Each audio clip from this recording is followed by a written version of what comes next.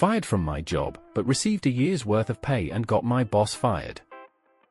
This happened in the early 2010s, before the advancement of technology in video editing and content creation. I was hired as a content creator for a university that wanted to leverage YouTube to kickstart their branding campaign. The pay was low, roughly $2,200, and in those days, there were not that many video content creators around, and the process usually took a long time from start to finish.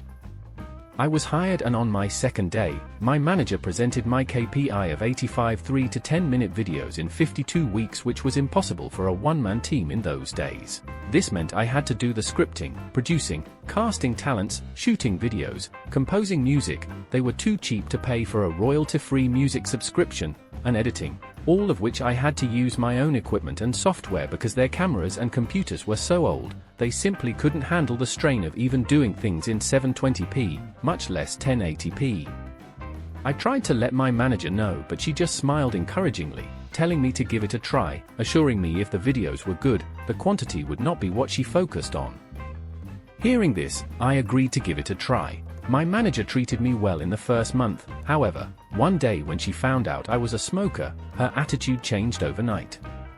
A colleague had actually done a facepalm when I told her about it, and she let me know that the manager hated smokers and often advocated to get them fired. She started nitpicking me on everything, from smelling like cigarette smoke after my breaks, coming in 5 to 10 minutes late despite doing more than 4 hours of overtime daily, not being contactable during break times. The list goes on.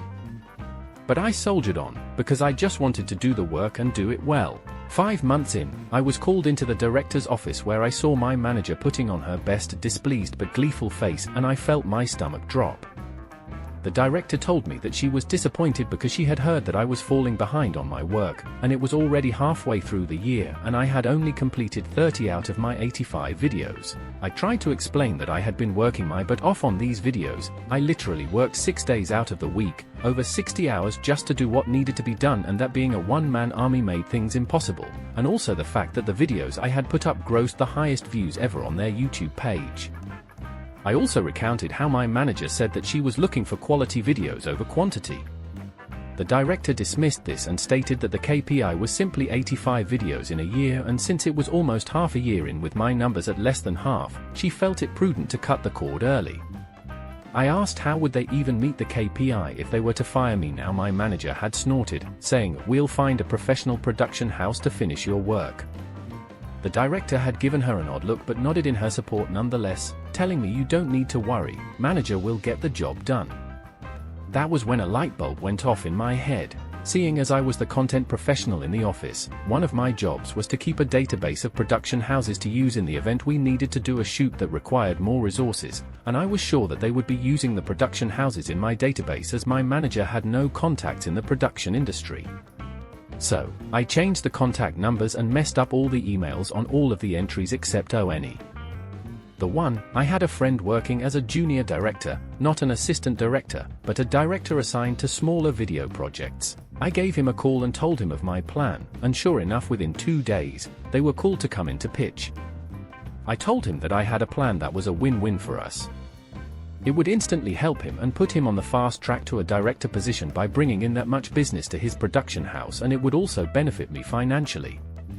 I would teach him exactly how to pitch to win over the boss and the director, and in turn, his company would pay me a standard finder's fee of 15%. He agreed instantly and immediately put me on the line with his general manager, who, upon realizing this was to be 6 months of work for a high 6-digit payout, instantly agreed and drew up a contract.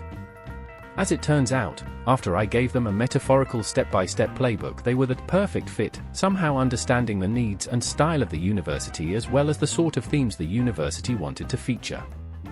The director and my former boss were amazed that my friend's production house was so familiar with their content that they signed them up on the spot. Now, even back then, using a production house back then was not cheap.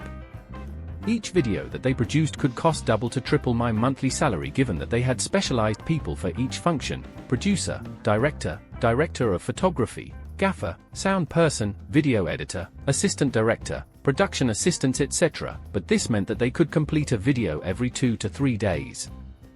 So yes, they produced 50 videos in a span of 4 months for over 100 months of my salary, and I sat back and collected the healthy 15%, which was about 15 months of my salary. This allowed me to put money aside for a holiday and the rest to further my studies with a respected film school overseas. I thought my plan ended here and I had gotten back at my former bosses, but to my surprise, I received a call from my colleague while I was holidaying in Bali one day. This was the same colleague who had facepalmed when I told her that my manager had found out that I was a smoker. She told me that my former manager had been fired and my director given a massive blasting by the chancellor of the university. The content creation project which I was hired for was only given a budget equating to about 1.5 years of my salary, and they had exceeded that budget by over 10 times. My former manager was so desperate to ensure that her content creation project could be completed that she had thrown caution to the wind, paying anything to get the job done so that she could show my director that she had completed the project, and had approved the massive spend without getting consent from the director. So that is how I got my friend a super fast promotion to a full director in his production house, and 1 year of pay after getting unfairly fired from my job. Thanks for watching. Subscribe to the channel and leave a comment.